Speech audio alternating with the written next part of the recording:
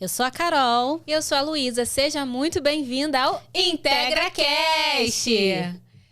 Gente, vamos começar agradecendo hoje? Com certeza. Olha, a gente queria agradecer a avó Alzira do Pechincha, que sempre manda um bolinho muito gostoso pra gente comer com as nossas convidadas. E hoje tá espetacular, né, Carol? Tá, tô doida pra comer já. E também a gente precisa agradecer a Gra, que deixa a gente sempre tão bonitinha, a nossa make, o nosso cabelo. E a gente vai deixar o arroba deles aqui também, se você se interessar por um bolinho ou por uma maquiagem, um penteado. A gente que é mulher, a gente gosta disso, né? Com certeza. Tá aqui na nossa descrição. E vamos apresentar a nossa convidada de hoje. Gente, a gente tá com uma convidada muito especial hoje, maravilhosa. Quando ela chegou aqui, a gente já ficou assim encantada com a beleza dela, que ela é lindíssima, tá? E ela também é host de um podcast, inclusive fui entrevistada por ela, estava nervosíssima e fui entrevistada por ela. E hoje a gente tá aqui com a Kátia Malaquias. Ela é professora de Educação Física, é coordenadora da graduação e da pós-graduação da Universidade de São José, é mestre, enfim, gente, a mulher é muita coisa, é maravilhosa e separou um pouquinho do tempo dela para estar aqui com a gente hoje. Kátia, seja muito bem-vinda. Obrigada por ter aceitado o convite, por ter vindo. A gente está muito feliz com a sua vinda aqui, poder trazer alguém dentro dessa área da educação física, que a gente nunca tinha trazido nenhuma mulher, né, dessa área. Olha só, pioneira no assunto aqui no nosso podcast. E, Kátia, a gente quer saber um pouquinho da sua história, né? Como é que você se inseriu aí nesse mundo da educação física, nessa área acadêmica? Conta um pouquinho pra gente a sua história. Primeiro quero agradecer vocês duas, Carol e Luísa, estão lindíssimas mesmo. Ai, obrigada. Maravilhosa. O estúdio, o pessoal aqui, todo mundo muito bacana, muito cordial. Dizer também que, minha mãozinha tá suada, legal. Eu gosto dessas sensações, assim, É uma ansiedadezinha aí, né? É gostosinho, porque uma coisa está aí, outra coisa está aqui, né? A gente, parece que aqui a gente fica mais exposta do que aí. Mas então quero agradecê-las, agradecer também Carol, que esteve lá no podcast lá da São José. Luísa, já separa um horáriozinho, por favor. Ai, gente, a ansiedade já começando a bater agora. Separa um espaço, porque é muito bom trocar com mulheres, conversar com mulheres jovens, mulheres que querem fazer alguma coisa diferente no mundo. Isso é muito maravilhoso. Mas respondendo a pergunta, eu sou professora, então tem que me cortar, tá? Pode me chutar, pode falar. Voltando a gente não corta não, a gente deixa. Então, eu fui uma criança extremamente agitada. Eu dei muito trabalho para minha família toda, principalmente para minha mãe. Eu sou a filha dos 40 anos. Quando eu nasci, minha mãe tinha 40 anos. Então, assim, era muita energia, muita coisa, fazendo muita bagunça. Eu tenho 37 pontos na minha língua. Meu Deus, que isso, gente? Eu fui essa criança. Eu tenho uma queimadura de 3º grau na mão direita. Só coisa leve, coisas leves. Só coisas assim, coisas de uma laje. Foram coisas assim. E aí, minha mãe me levou em todos os médicos possíveis e imagináveis. Neuros, fez todos os exames. E ao final de tudo, o médico chegou pra minha mãe conta isso pra todo mundo. E fala assim, mãezinha, doente aqui é a senhora. Essa criança não tem nada. E aí, coincidiu com um movimento de implementação das vilas olímpicas, né, aqui no Rio de Janeiro. E eu morava em Belford Roxo, né, a cidade onde eu nasci. Foi inaugurada a Vila Olímpica de Belford Roxo pelo Pelé, gente. Eu tenho uma foto segurando a mão do Pelé, acredita? O Pelé chegou de helicóptero lá em Belford Roxo. Imagina, gente. Coisa louca. E eu sou uma das 50 matriculadas nessa Vila Olímpica. E foi onde toda a minha energia foi canalizada para o esporte. Então, eu saía da escola, chegava lá 1h, saía de lá 5, 6 horas da tarde. Porque era onde eu tinha a possibilidade de ficar, de gastar essa energia, canalizar isso em uma coisa positiva. E aí fui para o atletismo, fui atleta de atletismo, viajei para um monte de lugar, tinha bons resultados, porque alta, né, tinha alguma complexão física. E depois eu larguei o atletismo, não quis mais, como uma boa, né? Não quero mais esse negócio, não. Fui jogar handball, jogando handball também. Fui jogar handball no colégio, joguei campeonatos universitários, assim. Jogava campeonatos estaduais, brasileiros universitários. E, então, assim, já estava muito certa de que eu faria alguma coisa ligada ao esporte. E eu falei, vou entrar na faculdade porque eu vou ser técnica de handball. tudo que eu nunca fui na vida foi o quê? Técnica de handball. Nunca fui. Então, como o esporte me curou, né? A gente, no lugar, Belford Roxo é uma das cidades com o menor índice de desenvolvimento humano do país, né? As meninas são muito expostas muito precocemente à questão da prostituição, da pobreza, drogas, falta de perspectiva de vida, maternidade precoce. Então, o esporte me salvou, né? Eu tive a oportunidade de canalizar tudo isso para uma coisa positiva. E tive a oportunidade, né? Eu fiz o meu ensino fundamental todo na rede pública, e no ensino médio eu tive a oportunidade de fazer numa escola particular, bacana, com toda uma infraestrutura, por conta do esporte, né? E depois fui fazer a faculdade também como bolsista. Então, assim, foi por onde os caminhos foram abertos para mim. Então, a escolha da educação física foi quase como uma forma de retribuir ao universo, né, à sociedade, aquilo que trouxe para mim. Então, foi por esse caminho. Mas, de fato, não é uma área eminentemente feminina, né? Não é uma área onde você vê muitas mulheres atuando, sobretudo gerindo. E nós estamos aí já, desde me formei em 2008. Já temos aí alguns anos. A gente de um ano aqui, 8. Calma aí, deixa eu contar. 3. A formatura foi em 2008, então já estamos aí há algum tempo no campo da educação física. Que legal. E aí depois eu fui pro serviço público, né, que é o caminho da gente que não quer ficar batendo na porta de ninguém. Fui pro serviço público, fiz com 20...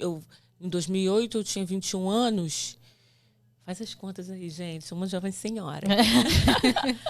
Eu tinha 21 anos e aí eu fui pro ensino público, fui trabalhar na rede estadual com EJA à noite. Todo mundo era mais velho do que eu. E aí, desde então, eu estou no ensino público. Trabalho no Estado, trabalho também na prefeitura. E a educação física sempre fez parte da minha existência, né? Hoje meio que se confunde, Kátia, a educação física. Tudo que eu conquistei na minha vida, em todos os níveis, foi por conta da educação física. Então, eu tenho muita gratidão a essa área. Ah, que legal. E você falou uma coisa muito interessante que eu achei muito bonito, né? O esporte me salvou. E o quanto que isso também é importante, principalmente quando a gente olha talvez para essa camada da sociedade, como você falou, Com né? certeza. Que às vezes não tem muita perspectiva e através do esporte consegue ter um novo olhar para a vida, né? Consegue outras oportunidades, outras possibilidades. Com certeza, Luísa. E eu acredito muito em projetos socioesportivos, sabe? Acho que a gente foi um país que nós sediamos, nós viemos de toda uma trajetória, né? Jogos Mundiais Militares, depois Jogos Pan-Americanos, depois Copa do Mundo, depois Jogos Olímpicos. E, infelizmente, o nosso legado é ínfimo, né? A gente tem... a gente chama de legado somente infraestrutura, estádios. Isso faz parte também, né? A própria Transolímpica, que está aqui perto da gente, mas o legado de verdade, né, de formação de pessoas, formação de novos atletas, e ainda que não sejam atletas, né, eu não virei uma atleta de ponta, mas olha tudo que me proporcionou. Sim. Em termos de crescimento como pessoa. Eu falo para todo mundo, né, que eu aprendi ser líder, a gente vai aprendendo no meio do caminho. Mas todo esse perfil de liderança veio para mim por conta do esporte. Né? A questão de lidar com perdas, disciplina, lidar com organização coletiva, de você conseguir se comunicar, de você resolver problemas ali, lidar com a frustração.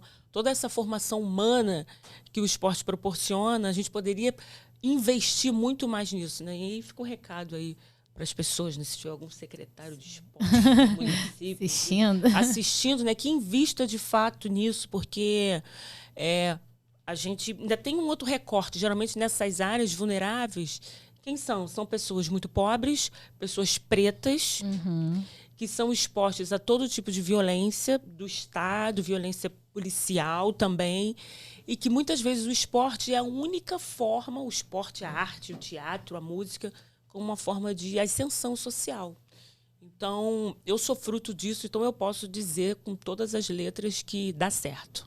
Se investir dinheiro, investir tempo, preparar pessoas qualificadas para trabalharem ali, dá certo. Eu sou a prova disso. E, Kátia, eu estava conversando com a Luísa antes da gente começar, que essa área da educação física, eu ainda vejo que tem poucas mulheres. Tanto no personal, que a gente vê ali na academia, não sei tanto na área acadêmica, mas eu acredito que tenham mais homens do que mulheres. E como é que foi para você, assim, entrar nessa área acadêmica, de ser professora, de faculdade, né? Que já, além de ser professora ali na escola, né? Mas como é que foi esse outro nível de ser professora de faculdade, de hoje ser uma coordenadora, de lecionar, né?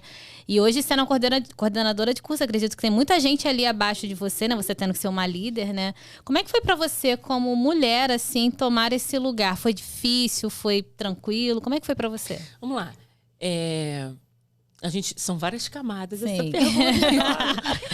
Tá ótimo. Uma coisa que a gente não pode esquecer e que eu acho muito importante falar, né, de me posicionar, é em relação a ser uma mulher preta. Né? Eu não sou só uma mulher, eu sou uma mulher preta. É uma outra Isso questão, é uma outra né? categoria de gênero e uma outra categoria de raça. Então, ocupar determinados espaços tem significados diferentes para mim. E aí eu vou precisar de ser prolixa nessa resposta, porque ela é muito complexa. Com certeza. Não, prolixa não. Vou dizer que eu vou me aprofundar um pouco mais. Quando eu saio da faculdade, com 20 e poucos anos, a gente é o quê com 20 e poucos anos? A gente Menina não tem ainda, muita né? noção de nada, né? E aí eu tive a oportunidade de fazer uma pós-graduação, né? Eu tinha feito a psicomotricidade, que é uma área que eu gosto muito, né? Trabalhar com inclusão também, que é uma outra faceta aí da minha atuação. Mas eu passei por um processo seletivo para fazer uma pós-graduação no Cefet, né, do Maracanã, em Relações Étnico-Raciais e Educação. Então, eu passei 2 anos ali praticamente dentro do Cefet e foi o meu, inclusive quero mandar um beijo pro meu coordenador à época, o professor Roberto Borges, que ainda é professor lá, maravilhoso. Foi meu processo de letramento racial, tá? E o processo de letramento racial é doloroso, gente. É muito doloroso, porque você começa a entender todo esse movimento da sociedade, começa a entender os porquês de determinadas coisas acontecerem com você, com a sua família, o porquê de determinadas coisas não acontecerem com você, portas não se abrirem, oportunidades não chegarem. Então, você começa a entender que tem gente estudando isso é teorizado, tem gente, isso é sistematizado em forma de conhecimento. Então, o meu processo de letramento racial começa ali e é um processo doloroso. E, a partir de então, a partir do momento em que eu tomo consciência do meu lugar, né, de uma mulher preta, vinda de Belford Roxo, vinda de uma família eminentemente, né, toda preta, né, família, sobretudo a minha família materna, começa a olhar para as histórias das mulheres da minha família, para a história da minha mãe, para a história dos meus avós, eu percebo que tudo que eu faço é político. Todos os lugares que eu ocupo é político. E aí as pessoas têm essa coisa, é político partidário. Nada a ver, gente. Pelo amor de Deus. Claro que o partido político tem um outro lugar. Político como um posicionamento no mundo. Então eu consigo entender que, assim, cara, eu tenho metas, eu tenho lugares a alcançar. Por exemplo, quando eu entrei na faculdade, eu botei na minha cabeça assim, cara, eu quero dar aula nesse negócio. Gostei desse negócio. Quero dar aula, quero ser professora disso aqui. Desde o dia que eu disse isso até o dia que eu entrei a primeira vez na sala para dar aula, foram 10 anos. Então, assim, eu sempre falo, eu tive que comer um capim antes, né? Fui trabalhar com crianças, fui trabalhar no ensino público, fui trabalhar dentro de comunidade, fui ser escoltada por pessoal do tráfico para conseguir chegar na escola. Teve todo um percurso para eu chegar. Quando eu chego lá, eu chego com alguma bagagem. Até porque alguém como eu tem que ter o que dizer, não pode errar. O erro, as pessoas têm muito menos tolerância ao erro de uma pessoa como eu, porque aquele lugar não foi um lugar feito e pensado para pessoas como eu, naquele espaço. Então, a universidade não foi pensada no Brasil e no mundo como um lugar para pessoas pretas lecionarem. Foi um lugar onde que ficam as pessoas pretas geralmente dentro das universidades, ou trabalhando com serviços de limpeza, inspetoria, portaria. Então, eu tive também que lidar com esse estranhamento do olhar das pessoas, tá? Como uma pessoa preta. Você, né? Ou seja, eu tenho que pensar no que eu vou vestir, eu tenho que pensar no que eu vou falar, porque a todo momento a minha competência está sendo questionada. Então, é uma autocobrança muito maior, porque eu sei que estar ali é a abertura de portas para outras mulheres, outras pessoas como eu. Então, pesa sobre mim uma responsabilidade ainda muito maior. Então, chegar no ensino superior, para mim, foi uma vitória muito grande, porque é um lugar onde eu posso empoderar mais pessoas. Eu posso influenciar mais na vida das pessoas. E aí, o meu processo de mestrado, né? Quando eu entro no mestrado, essas violências de raça acontecem de uma forma muito clara. Tinha uma pessoa no meu mestrado que era desses grupos neonazistas, extremistas. E assim, tinha eu e mais 2 pessoas pretas no mestrado, né? Numa turma de um montão. E assim, a pessoa foi expulsa do programa. Isso é assim, uma coisa bizarra de contar, né? Que aconteceu agora em 2016, 2017. A pessoa foi... Eu peguei o caso, né? As conversas no grupo do WhatsApp, todos os ataques, as coisas que foram ditas. Cheguei no coordenador do programa e falei, olha, você vai fazer alguma coisa? Porque se você não fizer, eu vou para... Né, de ser chamado de macaco, de botar figura de macaco no grupo. Isso num programa de mestrado. E a pessoa foi, né, foi expulsa do programa. A direção do mestrado se desculpou comigo, disse que se eu quisesse ir pelas vias jurídicas, eles me dariam apoio. Então, assim, essas violências, isso é uma coisa legal de demarcar também, elas não somem conforme você vai ascendendo socialmente, tá? Elas vão se refinando, elas vão sendo mais elaboradas. Então, por exemplo, você chega, quero falar com a coordenadora. Hoje eu coordeno o curso. Hoje a minha cara é muito mais veiculada, né? Por conta do podcast, por conta das ações, eu estou sempre lá. Mas antes, quando eu era somente professora, e aí as pessoas acreditam no nosso potencial, investem na gente, né, na nossa formação, e fui chamada para coordenar o curso, aconteceu, quero falar com a coordenadora. Aí a pessoa, em tal lugar, no bloco tal, em tal lugar. Aí a pessoa chega na porta, tá lá, coordenação de educação física. Aí a pessoa entra na sala, só tem eu sentada. Aí a pessoa, posso falar com a coordenadora? Aí eu olho, pois não. E aí, quando você está meio que sem paciência, assim, essas coisas, elas vão te ferindo, claro, né? Porque eu não tenho cara de coordenadora. A pessoa não tem essa expectativa de chegar num lugar e encontrar alguém que está gerindo um curso de ensino superior como eu. Então, isso vai pesando mais sobre mim e faz com que eu demarque aquele território ali. Então, o cabelo que eu uso é político, as escolhas que eu faço são políticas, as pessoas que eu contrato são políticas. Tudo é um ato político, porque eu preciso demarcar esse espaço e eu preciso naturalizar isso. Não pode ser mais um estranhamento para as pessoas. As pessoas não podem achar isso uma aberração. Né? Eu não quero ser a única nos espaços onde eu estou. Né? Eu não tenho as pessoas querem muito que a gente se sinta... tem aquela síndrome de única no espaço. Não, mas você é a única. Aí, tá vendo? Como se fosse a cota, né? A cota do espaço. Mas tem fulano. Não. Eu quero que as minhas alunas que entrem ali, elas saibam que é possível elas estarem ali ou em patamares muito superiores. Eu quero que as mães dos meus alunos que não tiveram oportunidade, porque vieram de uma violência, né, de uma sociedade que foi muito mais violenta para elas, cheguem ali e falem, caramba, que bacana, tem uma coordenadora que parece comigo. Isso é uma coisa muito legal. Então, além de ser uma área extremamente que a gente tem a predominância masculina, né, são as pessoas que ditam o que é bom e o que é certo. É uma área extremamente branca. Então, o que a gente luta, a gente não quer que seja um embate, né? Não, a gente quer ocupar os nossos espaços com dignidade e ter as nossas individualidades também respeitadas, a nossa cultura, a forma como a gente se coloca. E isso não é uma coisa fácil, tá? Muita terapia. Ana, inclusive, minha psicóloga, essa semana que passou, não consegui. Mas... A gente adora convidadas que vêm e fazem terapia, gente. Também, adoro. Gente. Porque a síndrome da impostura direto. Sim. Né? Será que eu mereço estar aqui mesmo? Será que eu sou tão boa assim mesmo? Será que o que eu estou desenvolvendo aqui está contento?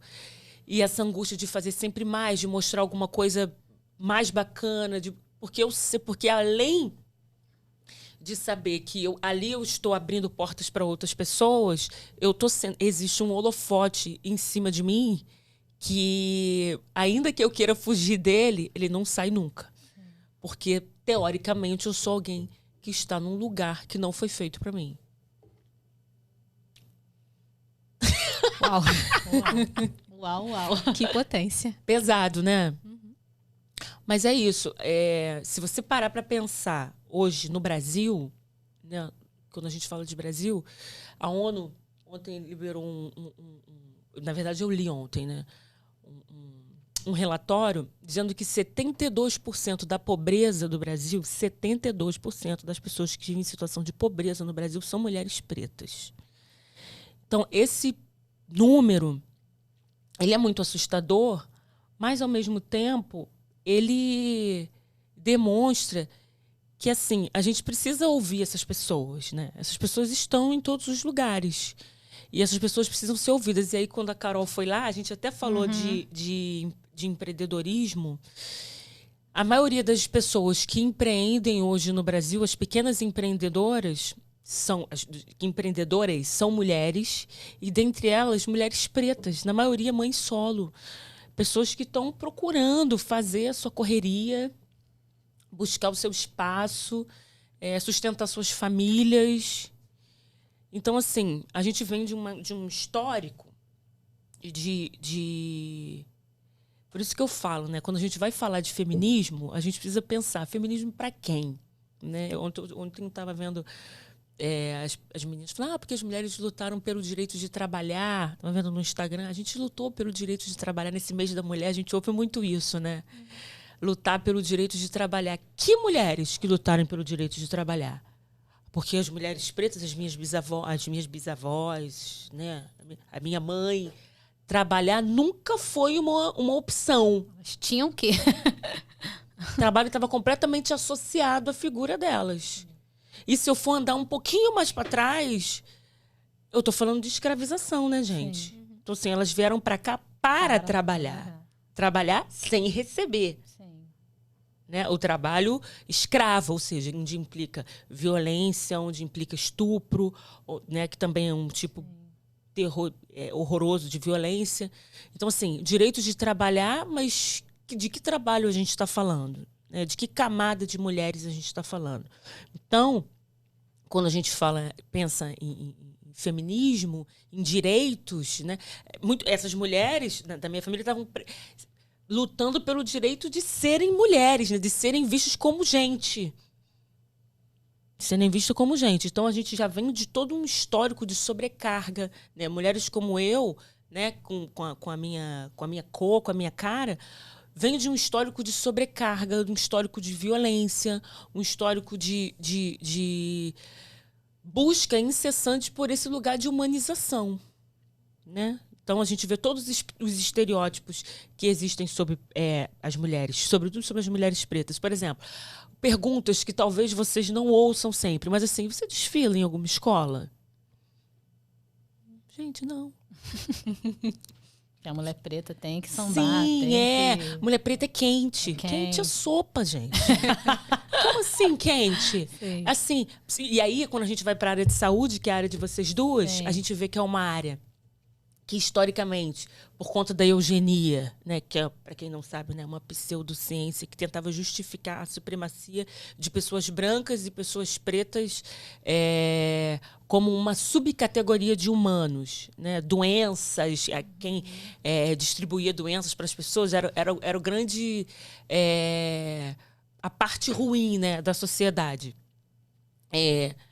A gente tinha toda uma área de saúde que criava, inclusive, teorias para poder justificar humilhações, separações. A gente vem de uma sociedade que se desejava branca. E aí você vê as pessoas... Por isso, gente, que a gente vê o tempo todo.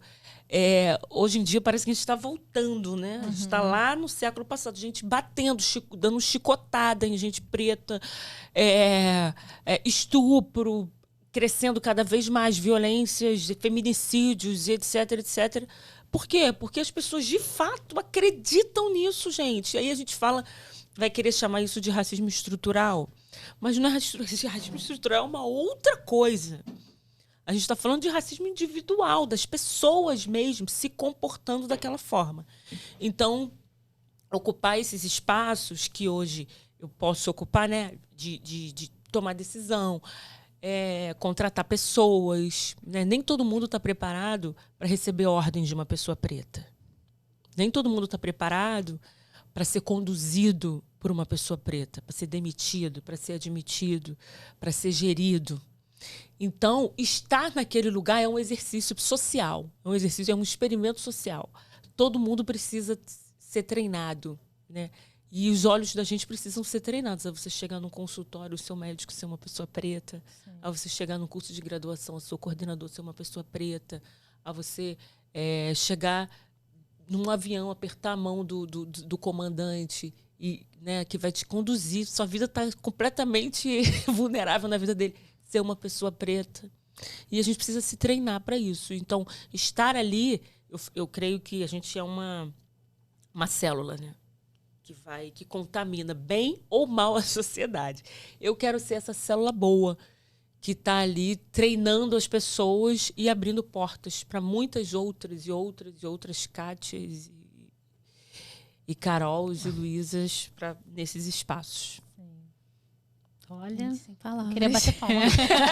Porque vamos bater. Fazendo aqui embaixo. E eu achei muito interessante isso que você trouxe, porque, obviamente, né, toda essa questão dessa posição social que você ocupa, ela incomoda, né? E ela precisa gerar na gente, enquanto sociedade, essas reflexões que você trouxe. Mas o que eu acho muito interessante também é porque, além disso, você também é professora da graduação. E eu acho que na graduação a gente precisa sair com esse senso crítico. Porque lá é o lugar da gente mudar. Lá Sim. É o lugar da gente perceber. E às vezes a gente vê tanta defasagem nessa parte da educação. Muita. Inclusive na própria graduação, onde a gente talvez tenha uma expectativa de ver coisas diferentes, né? Eu tiro isso pela minha própria graduação. Quanto que está em alguns ambientes onde fomentava esse senso crítico, essas pautas que são importantes dentro da sociedade, também faz com que a gente mude o nosso olhar. Luísa, então, rapidinho, você é psicóloga. Uhum. E aí, hoje, quando eu faço terapia, eu preciso de alguém que tenha dentro disso que você está falando, que tenha uma percepção histórica e dos efeitos que viver nessa sociedade causam nessa população. Você teve alguém para falar sobre isso com você na graduação? Raramente. Ou seja, a gente vem de nós somos hoje 54% da população hoje no Brasil é a população preta, é o país com a maior população preta fora da África. A gente tem mais, na verdade, a gente só perde para a Nigéria, vocês acreditam? A gente só perde para a Nigéria. Nós somos a maior população preta depois da Nigéria. Então, assim, como que numa graduação você não tem um recorte, uma disciplina para poder falar sobre isso, sobre todas essas dores e as dores e os efeitos deletérios dessa estrutura racista na saúde mental das pessoas, Sim. da sociedade. Com certeza, por isso que eu acho que esse teu trabalho ele é muito importante também dentro da graduação, porque lá é o lugar também da gente se colocar nessa posição e ter esse ensinamento histórico, social, cultural, porque senão a gente sai de fato despreparado, Sim. né?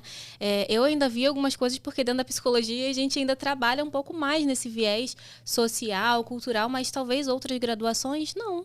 Sim, na educação física, por exemplo, eu acredito que não tenha. Agora tem, porque a mamãe tá lá. Então, por isso que eu tô falando da importância do seu trabalho, porque pelo que eu vejo, né, outras graduações não trabalham essas temáticas. E aí eu corro o risco de chegar um atleta, né? Vamos dizer que você é psicóloga esportiva.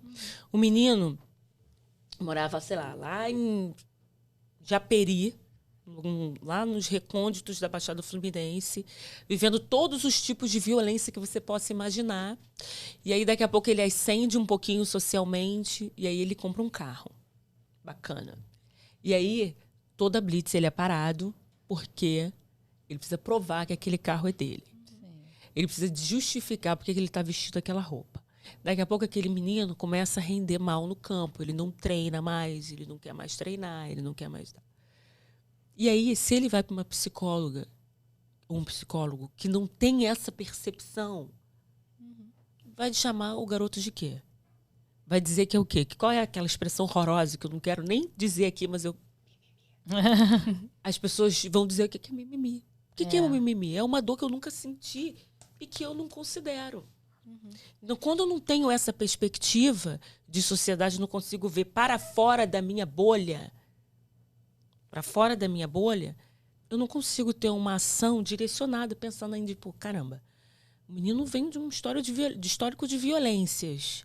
E isso serve para um monte de outras, né? Eu posso aplicar isso a várias outras coisas. E aí, no ano passado, no dia... Eu sempre falo, né? Que eu falo de consciência negra o ano inteiro. Eu não preciso de 20 de novembro, só no dia 20 de novembro. Não preciso, não.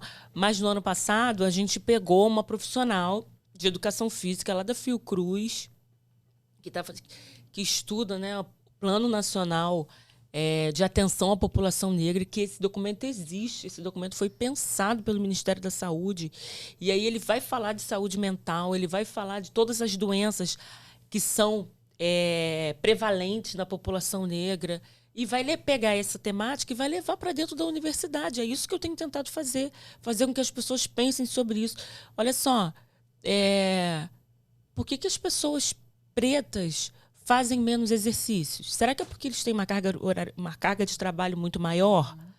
E assim, qual o efeito? Inclusive, os efeitos do exercício são diferentes em pessoas brancas e em pessoas pretas. Vocês sabiam disso? Medicamentos, a indústria farmacêutica, ela testa remédio em quem? Porque os medicamentos, eles infringem diferentes. E aí, mas vocês estão se separando. E aí a gente precisa...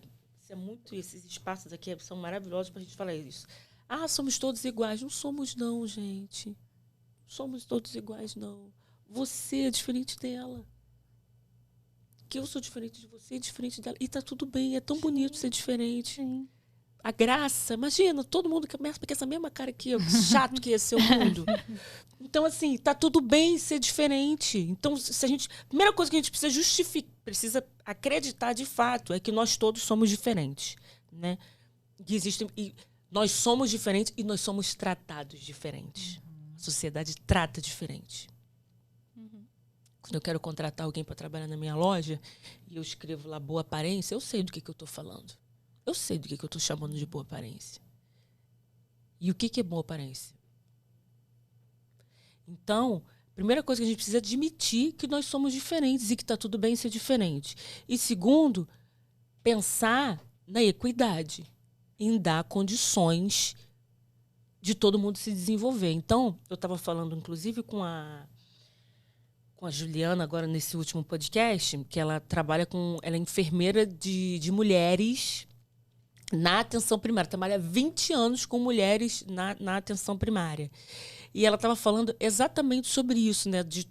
E aí apresentando os dados de violência obstétrica. Por quê que as mulheres pretas são as mais vítimas de violência obstétrica? Que podem sentir mais dor? Que são as que aguentam todas as dores do mundo. E tem gente que ainda brinca. Teus ancestrais, uma hora dessa, estavam carregando não sei o quê. Ainda tem coragem de trazer... Me veio uma resposta na hora aqui na minha cabeça, que eu não posso expressar essa resposta. É proibido por horário. No horário a gente não tá podendo. E assim, gente, por que essas pessoas são as maiores vítimas de violência obstétrica? Por que a gente está vendo um movimento enorme dessas mulheres cada vez mais morrendo vítimas de feminicídio? Por que essas mulheres, quando chegam na atenção primária, né, porque a maioria são mulheres pobres, né, então a gente tem um recorte de raça, de classe e de gênero, que a Angela Davis, inclusive, recomendo a leitura para todo mundo. Mulher, classe e raça, que aumenta a nossa... Vou ler, já vou botar na minha Angela lista. Davis coloca, porque você vai ter uma outra percepção sobre quando a gente fala de luta de mulheres, né? Quantas outras mulheres... E aí, quando você pega o Plano Nacional de Atenção à Mulher, hoje ele já pensa nisso, pensa na mulher. Mas que mulher? É só direito reprodutivo? Não, eu tenho que pensar na mulher lésbica, eu tenho que pensar na mulher trans, eu tenho que pensar na mulher que é a população de rua. Eu tenho que pensar na mulher negra, eu tenho que pensar na mulher indígena, quilombola, que são demandas completamente Totalmente diferentes das nossas. Então, por que essas mulheres hoje estão cada vez mais suscetíveis à utilização de drogas, lícitas e ilícitas? Por que essas mulheres aumentou vertiginosamente as infecções sexualmente transmissíveis nessas mulheres, nessa população? O que está acontecendo? Que movimento é esse? Porque tem um agente de saúde lá. Porque quem faz a política de saúde acontecer não é o papel, não é o legislador. O legislador ele só coloca lá no papel, tem que fazer isso, tá? Mas quem executa é quem? É o profissional, o fisioterapeuta que está lá atendendo. É o enfermeiro, o psicólogo que está lá atendendo. É o médico que está lá atendendo na ponta, tendo contato direto com essas pessoas. E quando chega lá na saúde, essas pessoas sofrem violência. Então, assim, a gente está vivendo numa sociedade que está escolhendo quem vai viver e quem vai morrer. Então, quando a gente ouvir essas pautas na televisão, né, nas redes sociais, a gente dá um pouquinho de atenção, ouvir aquilo de fato, porque resolver hoje, gente, o problema das mulheres pretas, é resolver um problema de sociedade, não é resolver o problema resolver o racismo hoje.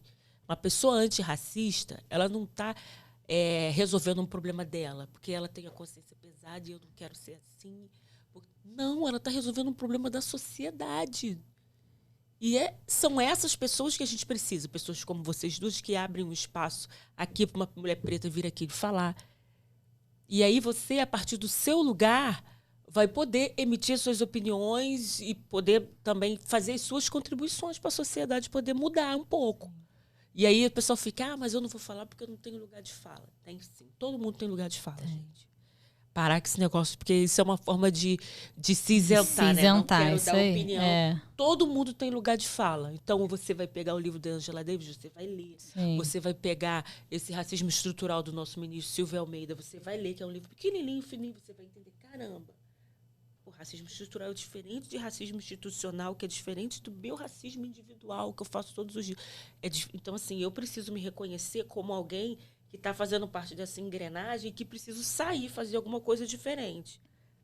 Então, a partir do meu lugar de uma host de podcast, psicóloga, fisioterapeuta, então, a partir daí, todos os seus atos políticos serão a partir de um outro olhar. E você pode opinar, sim. Você tem lugar de fala. De que lugar você fala? Como uma mulher, empreendedora, hoje, mas eu tenho uma opinião a dar sobre isso. Então, é legal também a gente refutar isso. Quando a pessoa fala, você não pode falar isso porque você não tem lugar de fala. Tenho sim. Todo mundo tem o seu lugar. Por isso que é importante esse letramento. Sim. Essa alfabetização, de você não olhar o Brasil como a partir só da sua bolhazinha, né? Da sua redoma. Olha, peraí, eu tô aqui, mas tem um monte de coisa acontecendo. Nós aqui, nesse momento, estamos numa bolha. Sim. A Barra da Tijuca é uma bolha. Né? Super. Só você olhar quem trabalha e quem é servido. Sim. Gente, é bicolor. Tem uma demarcação de cores nítida. Quem trabalha e quem é servido. Sim. E quem trabalha vem da onde? Mora aqui? Não. Geralmente vem como? Vem no enlatado, no BRT. É isso aí. Então, eu não posso olhar para isso como, mas é assim mesmo. Desde que o mundo é assim. Não, existe toda uma engrenagem, um sistema que foi arquitetado e pensado para que essa estrutura se mantenha, se sustente, para que quem tem o poder continue no poder e quem não tem o poder continue a ser subjugado. Então, eu não posso olhar para isso como ser mais um reprodutor. Então, na hora de eu contratar uma mulher, eu vou pensar numa mulher preta. Vai ser a minha... mas isso é... Eu ouço. Ainda tem isso, né? Mas isso é racismo. Racismo reverso. Racismo Bebeu uma água. Eu falei assim, mas peraí. Vocês sempre deram preferência. Sim. Sempre teve cota. Vocês estão chateados por quê? Porque eu estou aqui e eu penso em contratar uma mulher preta. Porque se eu não fizer isso, as pessoas Ninguém não vão vai fazer. fazer. E aí, qual é hoje eu tenho algum poder, então eu posso furar essa bolha. Mas antes teve alguém que furou a bolha para eu estar ali. E não foi uma pessoa preta. Foi uma pessoa branca. Antirracista, que tem essa percepção. Que tem. Então, assim, nós precisamos, principalmente, das pessoas brancas.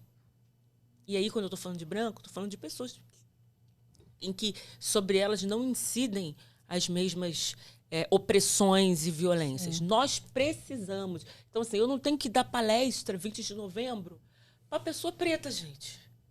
Era para estar sabendo. Sabe tudo que acontece com ele, já está ferrada há anos. Já está ali sofrendo todo tipo de violência, sabe tudo que acontece. Sim. Ele está andando numa calçada, a pessoa vai para outra, sabe? Ele tem um currículo desse tamanho, chega na hora do emprego, a pessoa escolhe a outra porque fala que ele não tem perfil, sabe? Ele trabalha 10 horas antes de chegar na faculdade, então ele dorme na faculdade, ele não tem as melhores notas, as melhores oportunidades, Sim. Ele já sabe. Então, é um momento da gente convidar as pessoas que não... As pessoas brancas. Nós precisamos das pessoas brancas antirracistas para a gente poder mudar a estrutura da sociedade. Assim, quando a gente vai falar... Você vai ficar falando de população LGBT para LGBT? Não. Não, gente. Já tem que chamar o homofóbico. Sim. Vem cá, vamos conversar aqui. Deixa eu te falar um negócio. Eu preciso falar de defender terra indígena... povos indígenas pro índio? Não, ele já tá lá. Não, eu vou chamar o cara do agronegócio. Espera aí, como é que a gente pode fazer aqui para poder ajustar isso? Então, esse espaço aqui é fundamental, fundamental. E ele precisa assim, se multiplicar. Outras pessoas. E aí, eu quero um dia, e eu ainda não posso chegar aqui só falar das coisas maravilhosas que eu faço. Sim. Olha, gente, a síndrome de impostora me deixou. Vai, impostora. Daqui a pouco ela volta, eu sei. Falar das coisas maravilhosas que eu faço, das coisas que eu desenvolvo no meu curso, das coisas que eu quero fazer, da pós-graduação que a gente vai começar a aula agora, dia 23. Mas ainda não dá. Sim. A gente tem que falar ainda das coisas. Ainda não dá para eu falar sobre isso. Eu quero fazer um podcast, só falando de, sei lá, do meu cabelo, de coisas que que alguém vai chamar de fúteis, mas são coisas que eu acho super necessárias, mas eu ainda não posso. Sim. Eu preciso falar disso, eu preciso demarcar esse território. Porque eu estou numa área extremamente masculina, numa área branca, e eu estou lá. Então, hoje, a minha instituição ter um coordenador de curso, a instituição onde eu trabalho, né? Minha instituição que é minha também, de coração. Ter um coordenador como coordenador de curso uma mulher preta é um ato político também, de quem está lá decidindo. E, Kátia, quando você estava falando aqui, é porque todo podcast parece que vai abrindo umas caixinhas na nossa cabeça, né? Eu me lembrei da sensação que eu tive quando eu te vi no dia que eu fui lá no podcast. Porque eu como uma mulher, né, a gente... Acho que se sente insegura quando a gente vai para alguns lugares, né? Eu sabia que era uma mulher que ia me entrevistar, mas eu não tinha olhado muito sua foto, assim, Sim. Foi tudo muito rápido, né? E quando eu te vi aquela mulher preta, empoderada, que você já veio saindo do carro, assim, eu me senti tão acolhida, de verdade, para fazer aquele podcast. Eu falei, caramba, ela é parecida comigo, assim, né? Parece que eu me senti mais acolhida. Eu acho que talvez seja a sensação que essas pessoas... que as mulheres pretas, quando você talvez vá ali ter oportunidade com as alunas ou próprias professoras que você for ali entrevistar para ser suas professoras na graduação, talvez seja essa sensação. Por isso que eu falo que é muito importante a gente ter referências, né? Isso. Como a gente, que eu acho que a gente se sente acolhida, a gente sente, não, eu também posso, eu também... Né? Eu me sinto representada, né? Então, assim, eu me lembrei disso, que quando eu te vi, eu me senti acolhida. Eu, tipo assim... posso ficar mais tranquila. Ai, que bom. Você veio e falou comigo, enfim, a gente foi lá e eu me senti muito acolhida, acho que por ver que você era ali parecida comigo, era uma mulher, é preta, né? Usava umas tranças, você tava com trança, né, no dia, maravilhosa. Dia, flash. Eu falo, todo mundo que vem aqui às vezes fala de transição, eu falo, gente, eu tô criando criar coragem de fazer transição, né? Porque é muito difícil. Não sei se você já passou pelo alisamento. Várias, muito. E aí eu não tive coragem ainda meu letramento foi com 20 anos. Antes disso, muita guanidina, muita coisa. E aí, quando você vê uma pessoa assim, fala, caramba, eu me identifiquei com ela, eu me senti acolhida. Eu acho que é essa sensação que a gente precisa ter. E eu queria muito que você deixasse assim um recado para essas mulheres que estão nos assistindo. Já sei que tá acabando. Gente, já? Que isso, não? Quando gente, fala ainda de tem muita coisa pra recado, falar. quando fala de recado, eu acho, inclusive, que a gente pode fazer outro podcast. Quando fala de recado, já sei que tá acabando. Deixa eu só fazer um parênteses aqui, rapidinho, antes do só pra gente recado. acabar. Porque ela tava falando, eu tava assim, quero falar. Fala. Antes do recado, Antes do recado. Não, só que eu achei muito interessante mesmo isso que você trouxe, né? De cada um ter o seu lugar de fala e de cada um ser importante. E por você isso lembra que a Lohane falou Eu lembrei da Lohane quando ela veio no podcast, de racializar, né? Lembrei Sim, dessa. A gente recebeu uma psicóloga que ela é especializada nessa parte de. Como é que chama? Que ela faz? É o nome. É psicologia preta, né? Que ela chama. Que ela trabalha especificamente como ela atende principalmente mulheres pretas, que tem toda essa questão da transição capilar e do preconceito, né? Que só a mulher preta sabe que ela passa. Sim. E ela trabalha especificamente com isso. E ela usou muito essa palavra de. Você usou uma outra palavra, mas é o mesmo contexto, das pessoas se racializarem, né? De ter lugar de fala, assim, de querer se interessar, de querer saber mesmo, né? E o quanto que isso é importante, eu trago mais uma vez para essa questão da graduação mesmo, o quanto que é importante a gente sair profissionais treinados com esse olhar, né? Eu lembro que na minha faculdade, eu tive uma professora que ela foi convidada para fazer uma banca de... Esqueci como que TCC, fala. mestrado. Não era... Como se fosse um seminário. Eu esqueci o nome ali, sabe? E aí era sobre diversidade. E aí ela falava, gente, na banca só tinha homens brancos. E aí ela falou, quando eu fui assumir a banca, eu vi que só tinha homens brancos, mas a gente tá falando de diversidade. Então, cadê a pessoa preta? Cadê? A pessoa deficiente. A pessoa com deficiência, cadê ali a galera gay, do LGBT, que ia mais? E só tinha homens brancos. Então, eu achei muito interessante isso que você trouxe e o quanto que talvez a gente precisa trazer isso para essa parte de graduação. Eu sei que essa é uma temática que a gente precisa levar enquanto seres humanos, mas a gente trazendo esse olhar profissional aqui, o quanto que muitas vezes isso fica fora do nosso escopo e dentro das próprias faculdades. A gente ainda vê isso, né? A gente vai fazer uma palestra, uma roda de conversa sobre diversidade, são só homens brancos para falar. Então, a gente está olhando na perspectiva de quem? De quem? Era só esse meu comentário. Kátia, então, assim, felizmente a gente vai ter que terminar, porque a gente não... Por mim, eu ficava aqui, ó. Eu tenho tantas coisas pra falar. Infelizmente, né? Mas eu queria muito que você deixasse um recado para as mulheres que estão nos assistindo. Mulheres que querem ocupar esse lugar, né? De lugares altos mesmo. Acho que às vezes a gente, como mulher, às vezes a gente acha que... não, isso aqui tá bom pra mim, não vou querer mais, né? Porque acho que é demais pra mim. E não, a gente tem que ocupar sim, né? A gente tem que estar lá sim. Qual o recado que você deixaria pra essas mulheres, né? Eu quero te falar que a gente tinha até um outro direcionamento pro nosso podcast, né, hoje. A gente ia falar de atividade física, mas assim, o que você trouxe é tão potente, tão importante. Fica pro 2 que a gente faz só de atividade física. Vamos fazer. É tão potente, é tão importante. Que eu quero muito, assim, que você... Eu sei, você já deu imensos recados aqui, né? 1 milhão de recados. Mas eu queria que você deixasse um recado específico para essas mulheres que precisam se empoderar, que precisam ocupar o seu lugar. Assim como você ocupou. Claro que teve todas as adversidades, né? Que a gente sabe. E principalmente para as mulheres pretas que nos assistem. Acho que tem muitas que nos assistem, que são mulheres pretas, né? Eu falo que o meu público ali, na minha clínica, por exemplo, são muitas mulheres pretas. Eu fico muito orgulhosa disso. A maioria das meninas que trabalham comigo são mulheres pretas também, e é legal ver elas ali ocupando esse lugar também. Eu queria que você trouxesse esse recado, o que você quiser falar. Ai, gente. Poxa, fala ali pra câmera do recado. Agora, não.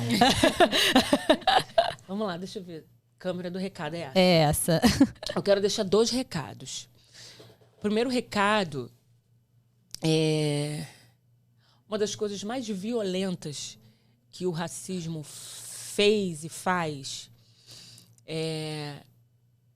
tirar o direito e a condição da gente pensar sobre a nossa própria condição. Né? Tirar da gente o direito de pensar sobre seu posicionamento no mundo, seu lugar no mundo. Então, o meu primeiro recado é: posicione-se no mundo. Você ocupa um lugar, Você é importante, então não deixe o racismo tirar o seu direito de sonhar, de avançar, de crescer, de fazer coisas maravilhosas e grandes. Tá? Não tem limite. Os nossos limites, quem estabelecem esses limites somos nós mesmos, nossas crianças limitantes. Então, invistam na sua condição de crescer. Tá? E o segundo, não existe empoderamento, não existe. E aí as pessoas esvaziaram, né, o sentido dessa palavra empoderamento. Eu acho que empoderamento, de fato, é a capacidade da gente saber o nosso lugar e ir atrás desse lugar. Independência financeira, gente. Não existe empoderamento feminino sem independência financeira. Sejam dona do seu dinheiro. Seja dona do seu dinheiro. Seja dona da sua carreira. Seja dona da sua vida. Porque uma mulher preta que não é dona da sua carreira, dona da sua vida, dona do seu dinheiro, ela é suscetível a todos os tipos de humilhação. Então, não seja essa pessoa. Se você ainda está no caminho, se você não sabe o que fazer, se você está desesperada, procura. Hoje você tem várias políticas. Tem a Secretaria da Mulher aqui no Rio, que oferece cursinho. Então, tem curso de design, tem curso de manicure, tem curso de inglês, tem curso de audiovisual, tem curso para mulheres pretas, para vocês se empoderarem, tomarem conta da sua própria vida. Se você tem sua graduação, vai fazer sua pós-graduação, seu mestrado, seu doutorado. Se você tem seu doutorado, vai fazer seu pós-doutorado. Se você tem o seu podcast, pensa em expandi-lo, deixar ele maior para o mundo inteiro assistir. Pensem em avançar. Não permitam que o machismo, o racismo, a misoginia coloquem a gente dentro de uma caixinha, porque a gente não cabe lá dentro. Ai, amei. Já vou gravar essa frase. A gente não cabe dentro dessa caixinha, é isso aí. Não cabe. Kátia, tô muito feliz de obrigada. estar aqui, gente.